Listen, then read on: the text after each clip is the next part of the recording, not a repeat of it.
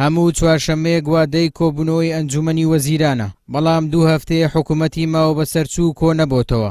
دەسەڵاتدارانی هەرێم کە لەو پەڕی شکست خواردندان و تەنیا کارێکیان ئێستا تاوانی داهات و نەوتە، ئەوە بۆ 3 مانگ دەچێ موچەیان نەداوە و هیچ باچیان بە دۆخی خراپی خەڵکیش نییە. وڵاتانی دراوسێ ئەوانەش کاریگەری زۆریان هەیە لەسەر. چاودێرێکی سیاسی دەڵێت دەسەڵاتداران دەیانەوێت دۆخەکە بەم جۆرە تێبپەڕێنن.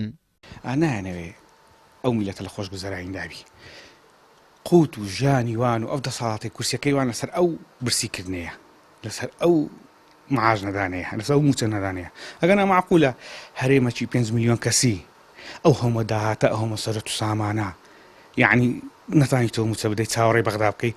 هەر کۆبوونەوە بکەن دەبی باسی موچە تێدا بکەن، باسی نەوتی تێدا بکەن، باسی داهاتی تێدا بکەن، پێیان خۆش نییە. ئێستا ئەوەی هاتیە بەردەستیان کە کۆبوونەوە نەکەن زۆر باشە وەک پەرلەمانەکە. چەندین ساڵە هێزە ئۆپۆزیسیۆنەکان و خەڵکی دڵسۆز هۆشدار بە دەسەڵاتدارانی هەرێم دەدەن لەبارەی تاڵان فرۆشتنی نەوت و دزینی داهاتی ناوخۆ و قاچاقچێتی، بەڵام ئەوان چونکە ئامانجیان تەنها گیرفانی خۆیان و حزبەکانیانە، گوێیان بە هیچ نەدا تا هەرێمی کوردستانیان بەم دۆخە خراپە داراییە گەیاند.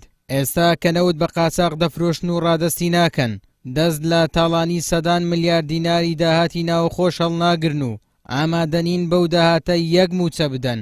ئێمە دەزانین نەوت دەفرۆشێت، نەوت دەردەهێنرێەوە. ئەو کۆمپانیانەی کە لە 2023 تا ئێستاکە نەوتیان ڕاگرتووە، نەوت بۆی ڕاگیراوە کە هەناری تورکیا ناکرێت، ئەمما لە ئەسڵا بەردەوام دەفرۆشێ و بەرچاوی کامێرەکانەوە.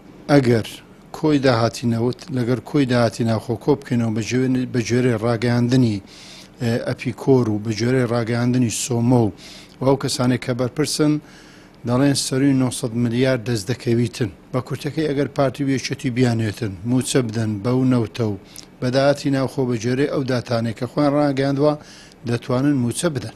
هەمووان دەزانن کە داهاتی هەرێمی کوردستان بە نەوت و نانەوتیەوە بەشی موچە و خزمەتگوزاری 2 هەرێمی لەم شێوەیە دەکات، بەڵام تاڵانکردنی لەلایەن حزبەکانی دەسەڵاتەوە حکوومەتەکەی مایە پوچ کردووە و بەرپرس و بنەماڵەکانی کردووە بە ملیاردێر.